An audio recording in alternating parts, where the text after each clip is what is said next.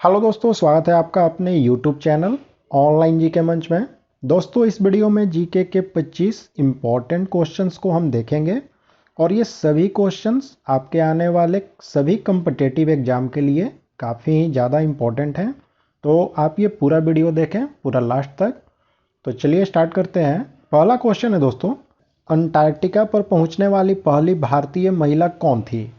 तो अंटार्कटिका पर सबसे पहले 1977 में कोई भारतीय महिला पहुंची थी और उनका नाम था मोहेल मूसा। तो ऑप्शन बी राइट आंसर होगा। अब यहाँ पर ऑप्शन बी में प्रीतिशु गुप्ता लिखा हुआ है। तो ये जो प्रीतिशु गुप्ता हैं यह उत्तरी ध्रुव पर पहुंचने वाली पहली भारतीय महिला थी और यह 1993 ईस्वी में उत्तरी ध्रुव पर पहुंची थी। ठीक है, अब आती है ऑप्शन सी की बारी। तो इसमें उज्ज्वला पाटिल का नाम लिखा गया है। तो उज्ज्वला पाटिल जो है यह पहली भारतीय महिला थी जिन्होंने कि पूरे विश्व का चक्कर लगाया था और इन्होंने यह कारनामा किया था 1988 ईस्वी में। ठीक है, तो यहाँ पर ये तीनों जो नाम है ये काफ़ी ही इम्पोर्टेंट है। चलिए नेक्स्ट करते हैं। वायुमंडल में जल वाष्प की मात्रा मापी जाती है। तो देखिए, वायुमंडल यानी कि हवा में मौजूद जो जल वाष्प की मात्रा होती है उससे हम कहते हैं आर्द्रता। तो इसे आर्द्रता के रूप में मापा जाता है। नेक्स्ट है दोस्तों, तुल्यकाली उपग्रह पृथ्वी के चारों ओर घूमता है। तो ये जो तुल्यकाली उपग्रह होता है इसी को हम भू स्थिर ग्रह और अंग्रेजी में जियो स्टेशनरी सैटेलाइट कहते हैं और यह पृथ्वी के चारों ओर घूमता है पश्चिम से पूरब की ओर। तो ऑप्शन ए यहाँ पर राइट आंसर होगा। और ये जो तुल्यकाली उपग्रह होता है इसका जो आवर्तकाल है वह 24 घंटे का होता है और ये जो तुल्यकाली उपग्रह है यह पृथ्वी से 36,000 किलोमीटर की ऊंचाई पर स्थित होते हैं और आवर्तकाल होता है इनका 24 घंटे का और यह घूमते हैं पश्चिम से पूरब की ओर। नेक्स्ट क्वेश्चन करें। सर सीवी रमन को उनके किस प्रयोग के लिए नोबेल पुरस्कार दिया गया था? तो सर सीवी रमन जो है यह एक भौतिकविद हैं और इन्हें नोबेल पुरस्कार दिया गया था इनके प्रकाश के प्रकीर्णन का जो प्रयोग था उसके लिए। तो ऑप्शन सी यहाँ पर राइट आंसर होगा, प्रकाश का प्रकीर्णन। और इनको नोबेल पुरस्कार दिया गया था 1930 ईस्वी में। लोकतंत्र के दो रूप कौन से हैं? तो लोकतंत्र के दो रूप होते हैं, प्रत्यक्ष लोकतंत्र और अप्रत्यक्ष लोकतंत्र। ठीक है, प्रत्यक्ष लोकतंत्र में क्या है कि जनता जो है वह प्रत्यक्ष रूप से शासन के काम में भाग लेती है। अब शासन का काम क्या हुआ, जैसे कि कोई कानून बना, कोई नीति बना या फिर किसी प्रशासनिक अधिकारी की नियुक्ति होती है उसमें जनता प्रत्यक्ष रूप से भाग लेती है। और दूसरा होता है अप्रत्यक्ष लोकतंत्र। तो इसमें जनता जो है वह प्रत्यक्ष रूप से शासन का काम नहीं करती है बल्कि वह अपने प्रतिनिधि को चुनती है और उनके माध्यम से शासन करती है। तो हमारा जो देश है भारत, इसमें अप्रत्यक्ष लोकतंत्र ही है। ठीक है, चलिए नेक्स्ट है दोस्तों, हम्पी के स्मारकों के समूह का निर्माण किसने किया? तो हम्पी का जो स्मारक है इसका निर्माण किया गया था हरिहर और बुक्का के द्वारा। तो राइट आंसर हो जाएगा ऑप्शन बी, हरिहर और बुक्का। और यह जो हम्पी का स्मारक है यह स्थित है कर्नाटक के उत्तरी भाग में और यह विजयनगर साम्राज्य जो थी प्राचीन काल में उसकी यह राजधानी भी थी। तो सवाल यह भी इम्पोर्टेंट है कि विजयनगर साम्राज्य की राजधानी कौन थी? तो हम्पी थी और इसका निर्माण कराया गया था हरिहर और बुक्का के द्वारा। नेक्स्ट है दोस्तों, हर्ट्ज क्या मापने की यूनिट है? तो हर्ट्ज जो होती है यह तरंगों की आवृत्ति को मापने की एक यूनिट होती है। अब तरंग की आवृत्ति क्या होती है? तो तरंग के द्वारा एक सेकंड में जितने भी कंपन किए जाते हैं उस कंपन की संख्या को हम उस तरंग की आवृत्ति कहते हैं। तो इसका मतलब कि ये जो हर्ट्ज होता है इसका पूरा मतलब क्या होता है? तो कंपन प्रति सेकंड। ठीक है, कंपन प्रति सेकंड को हम कहते हैं हर्ट्ज, जो कि तरंग की आवृत्ति को मापने की एक यूनिट है। अगला क्वेश्चन करें। निम्न में से किसे भूरा कोयला यानी कि ब्राउन कोल कहते हैं?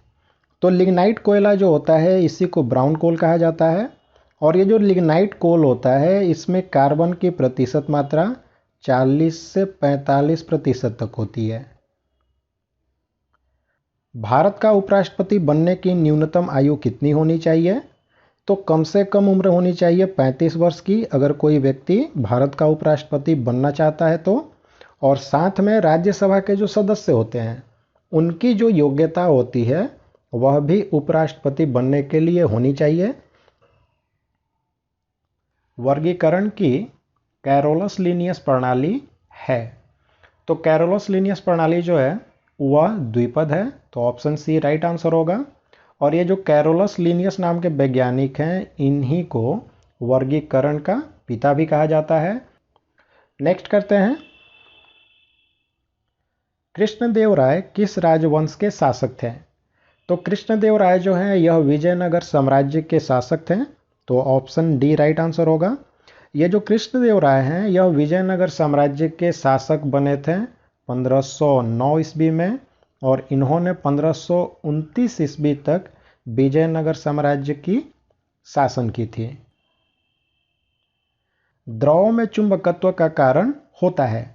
तो इलेक्ट्रॉनों की जो वर्तुल गति होती है उसी के कारण द्रव में चुंबकत्व होता है। देखिए होता क्या है कि नाभिक के आसपास जो इलेक्ट्रॉन होते हैं उनकी कक्षीय कोणीय गति और इलेक्ट्रॉन की जो आंतरिक चुंबकीय संवेग होती है उसी के कारण द्रव में चुंबकत्व होती है, और इसी को हम इलेक्ट्रॉनों की वर्तुल गति भी कहते हैं। नेक्स्ट है, सूर्य का पृष्ठीय तापमान कितना है? तो सूर्य का जो पृष्ठ है उसका तापमान 6000 डिग्री सेल्सियस है, और सूर्य की जो क्रोड यानी कि केंद्र है उसकी तापमान है 1.5 करोड़ डिग्री सेल्सियस। ये दोनों आपको याद रखने हैं। उपन्यास नील दर्पण का अंग्रेजी अनुवाद किसने किया था? तो ये जो उपन्यास है नील दर्पण इसे लिखा गया था दीनबंधु मित्र के द्वारा, और इसका अंग्रेजी अनुवाद किया था मधुसूदन दत्त ने, तो ऑप्शन बी यहाँ पर राइट आंसर होगा। नेक्स्ट है, फोटॉन की खोज किसने की?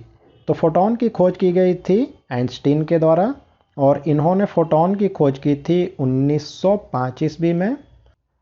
और ये जो फोटॉन होता है यह प्रकाश या फिर दूसरे जो विद्युत चुंबकीय विकिरण होते हैं उसका मूलभूत कण यही होता है। अब सवाल यह भी पूछा जाता है कि फोटॉन का द्रव्यमान या फिर भार क्या होता है?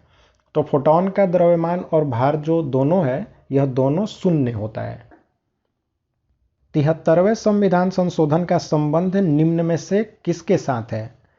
तो संविधान में 73वां संशोधन हुआ था और उसके बाद संविधान में भाग 9 को जोड़ा गया था, और यह भाग 9 जोड़ा गया था। इसमें पंचायती राज व्यवस्था जो थी उसको संवैधानिक दर्जा दिया गया था, तो राइट आंसर हो जाएगा ऑप्शन सी पंचायती राज। और उसके बाद संविधान में 74वां संशोधन किया गया, और 74वें संशोधन में भाग 9A जोड़ा गया, और इसमें क्या किया गया कि जो नगर पालिका थी उसको संवैधानिक दर्जा दिया गया। तो ये दोनों क्वेश्चन बहुत बार रिपीट हुए हैं और ये बहुत ही इंपॉर्टेंट क्वेश्चंस भी हैं। चलिए अगला करते हैं, लेजर की खोज किसने की? तो ये लेजर यानी कि LASER इसका फुल फॉर्म होता है light amplification by stimulated emission of radiation, और इसकी खोज की गई थी TH मैमन के द्वारा, तो ऑप्शन बी राइट आंसर होगा। चलिए अगला क्वेश्चन है, अभिव्यक्ति की स्वतंत्रता किस मौलिक अधिकार के अंतर्गत आती है? तो राइट आंसर ऑप्शन बी है। स्वतंत्रता का जो अधिकार है जो कि संविधान के अनुच्छेद 29(1)A में दिया गया है, इसी के अंतर्गत अभिव्यक्ति की स्वतंत्रता भी आती है। किस मुगल शासक ने तंबाकू के प्रयोग का निषेध किया? निषेध किया यानी कि किसने तंबाकू के प्रयोग को और उत्पादन को बंद कर दिया? तो राइट आंसर ऑप्शन डी है, जहांगीर जो है इसी के द्वारा किया गया था। झीलों के अध्ययन को क्या कहते हैं? तो झीलों का जो अध्ययन है इसे लिम्नोलॉजी कहा जाता है। यह जो लिम्नोलॉजी है इसी को सर्वविज्ञान भी कहते हैं और इसके अंतर्गत झील, तालाब, नदी या फिर नम भूमि वाली जो भी चीज़ें हैं उनका अध्ययन इसमें किया जाता है। यहाँ पे क्वेश्चन थोड़ा गलत टाइप हुआ है, यहाँ पर फ्रिज नहीं है बल्कि प्रिज्म है, ठीक है। तो क्वेश्चन इस तरह से है कि प्रिज्म से गुजरने पर किस रंग का सबसे अधिक विचलन होता है। तो सबसे ज़्यादा विचलन होता है बैंगनी रंग का, तो ऑप्शन ए राइट आंसर होगा। ऐसा इसलिए होता है कि जो बैंगनी रंग होती है इसका तरंग दैर्घ्य सबसे कम होता है, जिससे कि इसका विचलन सबसे ज़्यादा होता है। और लाल रंग जो है इसका विचलन सबसे कम होता है जब वह प्रिज्म से गुजरती है। ऐसा इसलिए कि इसका तरंग दैर्घ्य जो है वह सबसे ज़्यादा होता है, तो इसकी वजह से इसका विचलन भी सबसे कम होता है। गुब्बारों में हाइड्रोजन गैस की जगह हीलियम गैस का प्रयोग क्यों होता है। तो इसका कारण है ऑप्शन सी, ज्वलनशील नहीं होता है। हाइड्रोजन गैस जो होती है यह ज्वलनशील गैस होती है, लेकिन हीलियम गैस ज्वलनशील नहीं होती है, इसी के कारण इसका प्रयोग गुब्बारों में होता है, ठीक है। लिटमस किससे निकाला जाता है। तो लिटमस थैलोफाइट समूह का एक लाइकेन होता है, उसी से मिलता है। तो यहाँ पर option C lichen right answer है। नेक्स्ट है, समाजवादी अर्थव्यवस्था में उत्पादन के सभी कारक किसके स्वामित्व और नियंत्रण में रहते हैं। तो राइट आंसर ऑप्शन सी है, राज्य के।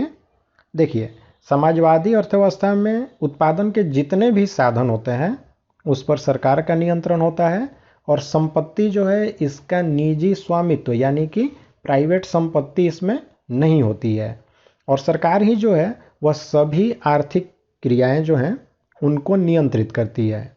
तो ये होती है समाजवादी अर्थव्यवस्था। निम्न में से भारत के किस प्रधानमंत्री को पाकिस्तान का सर्वोच्च नागरिक सम्मान निशान ए पाकिस्तान मिला था।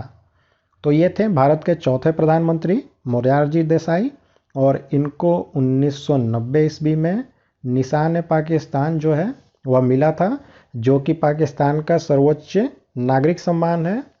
अब मैं आपसे ये सवाल पूछता हूँ जिसका आंसर आप कमेंट में हमें ज़रूर बताएं कि भारत का सर्वोच्च नागरिक सम्मान कौन सा है और इसकी शुरुआत कब हुई थी, और साथ में ये भी बता दें आप हमें कमेंट करके कि सबसे पहला भारत का सर्वोच्च नागरिक सम्मान प्राप्त करने वाले व्यक्ति कौन थे। तो इन सारे क्वेश्चन का आंसर आप हमें कमेंट करके ज़रूर बताएं। तो चलिए, यहाँ पर ये वीडियो समाप्त होती है। तो अब आपकी बारी है, आप लाइक और कमेंट के द्वारा हमें बताएं कि आपको ये वीडियो कैसा लगा, और किसी नए विषय पर आप हमसे वीडियो चाहते हैं तो उसे भी कमेंट करके आप हमें ज़रूर बताएं। और चैनल पर नए हैं तो चैनल को सब्सक्राइब करके बेल बटन का आइकन प्रेस करके ऑल नोटिफिकेशन को ऑन कर दें, जिससे नई वीडियो आपसे मिस नहीं होगी और नोटिफिकेशन आपको मिलती रहेगी।